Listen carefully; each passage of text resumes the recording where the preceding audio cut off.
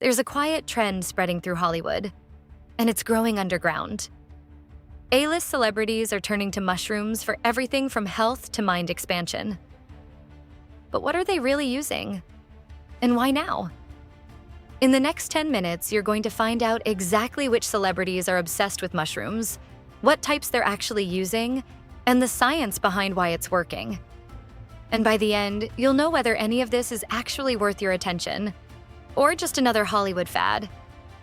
Stay with me, because one of these revelations is going to genuinely surprise you. Here's the thing about Hollywood trends.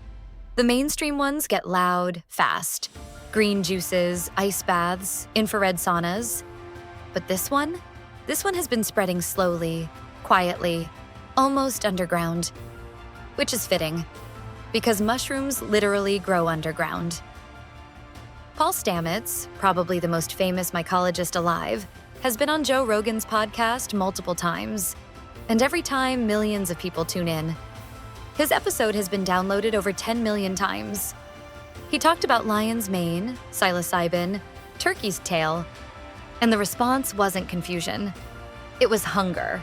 People wanted to know more. And celebrities were listening too. You're not behind on this trend. You're actually right on time. Because the science is just now catching up to what ancient cultures have known for thousands of years. Mushrooms are not just food. They're medicine. They're tools. They might even be gateways. But which celebrities specifically are leading this charge? Let's start with someone you definitely know. When Gwyneth Paltrow talks about something, the wellness world listens. And over the past few years, her brand Goop has gone all in on functional mushrooms. Goop has featured reishi, lion's mane, and chaga as part of their curated supplement recommendations. And while people love to joke about Goop's more eccentric products, and yes, some of them deserve that, the mushroom content is different. Because when you dig into reishi, for example, you find decades of research. Studies out of Japan showing immune modulation, adaptogenic properties that help your body respond to stress. This isn't crystal healing. This is biochemistry. For you, what this means is simple. Gwyneth didn't invent the functional mushroom trend, but she amplified it into mainstream wellness culture. And now you can find lion's mane capsules at your local health food store because of that amplification. But Gwyneth is keeping it pretty safe. The next celebrity on this list? They went a lot further. Let's talk about the other kind of mushrooms. Because you knew this was coming. Miley Cyrus has been openly vocal about her experiences with psilocybin, the psychoactive compound in so-called magic mushrooms. In interviews, she's described how it changed her perspective, helped her process grief, and shifted something fundamental in how she sees the world. She's not alone. Tim Ferriss, the author of The 4-Hour Workweek and arguably the most influential biohacker alive, has been one of the loudest advocates for psychedelic research. He's personally donated millions of dollars to psilocybin research at Johns Hopkins and NYU, millions of his own money. Here's what that means for you. This isn't fringe anymore. When a calculated, data-obsessed person like Tim Ferriss puts serious money into something, you pay attention. Psychedelic-assisted therapy using psilocybin is now in Phase 2, and Phase 3 clinical trials for depression, PTSD, and end-of-life anxiety. The FDA has already given it breakthrough therapy designation. That's not nothing. So we've got wellness mushrooms and psychedelic mushrooms, but there's a third category. And it might be the one that changes your daily life the fastest. Meet the mushroom that Silicon Valley, NFL locker rooms, and top-tier performers are quietly stacking into their morning routines: lion's mane. Joe Rogan talks about lion's mane constantly. He's mentioned it on his podcast dozens of times. He takes it, he sells it through his supplement company Onnit, and he credits it with sharper thinking and better focus. Now, Rogan's not a scientist, but the science he's referencing is real. Lion's mane contains compounds called hericinones and irinocines. These compounds have been shown in studies, including peer-reviewed research published in journals like Biomedical Research, to stimulate the production of nerve growth factor, NGF. which is essentially a protein that helps your brain build and maintain neurons. For you, the practical implication is this. If you're in a cognitively demanding job, if you feel foggy, if you're looking for a non-stimulant way to think more clearly, lion's mane is one of the most scientifically backed options available to you right now. No prescription, no crash, just fungi. But here's where it gets really interesting. Because one celebrity didn't just use mushrooms, they built an entire philosophy around them. Laird Hamilton is arguably the greatest big wave surfer who ever lived. The man has surfed waves that would kill most professional athletes. And for the last several years, he's been an aggressive advocate for functional mushrooms as part of his performance and recovery stack. Hamilton drinks what he calls a mushroom coffee blend every single morning. Chaga, reishi, and lion's mane mixed into his coffee. He credits it with inflammation management, faster recovery, and sustained energy without the jitteriness of pure caffeine. Chaga in particular has been studied for its antioxidant properties. Some researchers describe it as one of the most antioxidant-rich substances on Earth. Hamilton is in his late 50s and looks like he's 38. Draw your own conclusions. You don't need to surf 100-foot waves to benefit from this. If you're someone who works out, runs, cycles, or honestly just someone whose body is taking on daily stress, the anti-inflammatory, adaptogenic profile of functional mushrooms is something worth understanding. All right, you've been patient. Because now we get to the thing I promised you at the beginning, the revelation that actually stopped me when I was researching this. What if I told you that one of the most consequential products in human history, a product that is almost certainly within arm's reach of you right now, was potentially shaped by a psychedelic mushroom experience? Steve Jobs spoke openly about his experiences with psychedelics, including psilocybin, calling them among the most important and profound experiences of his life.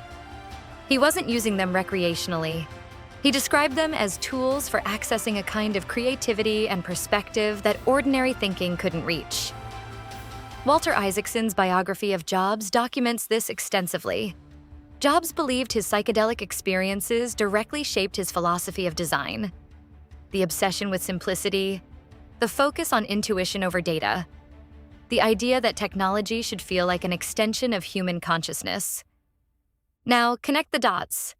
The iPhone, the Mac, the entire visual language of Apple. Potentially touched, at the roots, by psilocybin. And Jobs isn't alone in tech. There is a documented, well-known history of Silicon Valley's relationship with psychedelics going back to the 60s and 70s.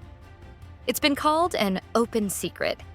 The people who built the internet, the people who designed the devices you use to navigate your entire life, many of them credit altered states of consciousness with unlocking the thinking that made those breakthroughs possible.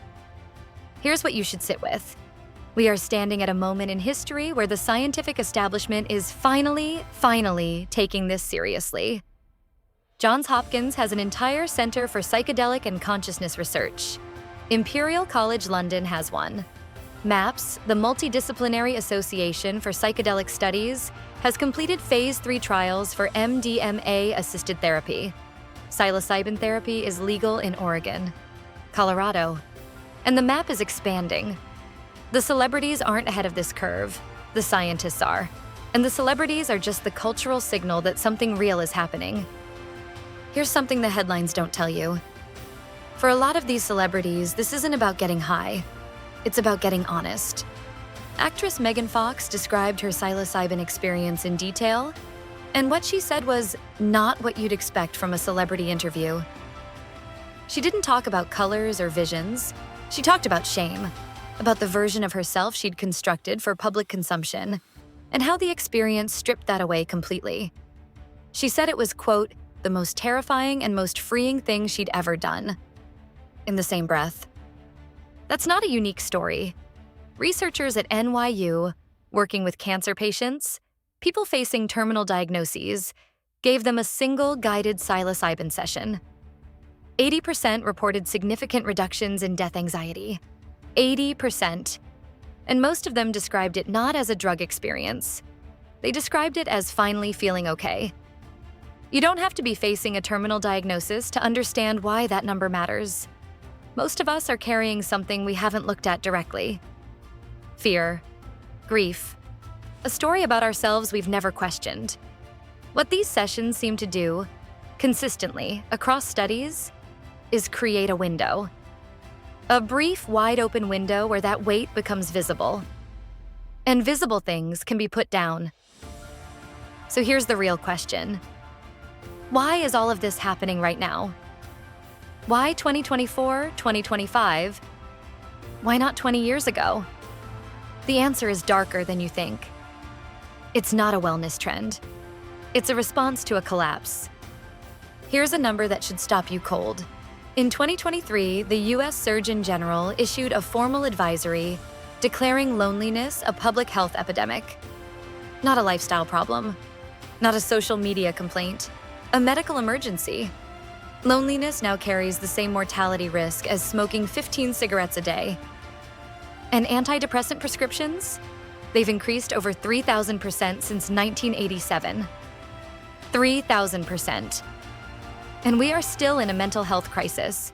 That math should terrify you, because it means the current toolkit for millions of people isn't working. That's the gap mushrooms are stepping into.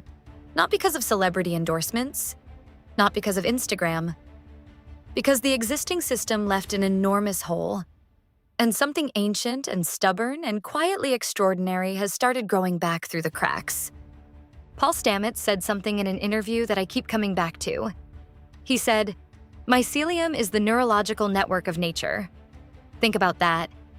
The mushroom's root system, the mycelium, behaves like a brain. It communicates, it problem solves, it keeps ecosystems alive. Maybe it's not a coincidence that the thing humans are turning to for mental health thinks the way we do. You are watching a cultural moment that, decades from now, people will look back on the way we look back on the discovery of penicillin. Something that was always there. Something ancient. Something that had to wait for us to be desperate enough, or humble enough to finally pay attention. The celebrities didn't start this. The suffering did. If this video gave you something to think about, the subscribe button is right there. It costs you nothing, and we go deep on topics like this every week. And if you want to go further on functional mushrooms specifically, lion's mane, reishi, chaga, we made a video that breaks down exactly how to use them, what the research actually says, and what to look for when you buy. That one's up soon. The forest has been trying to talk to us for thousands of years. Maybe we're finally ready to listen.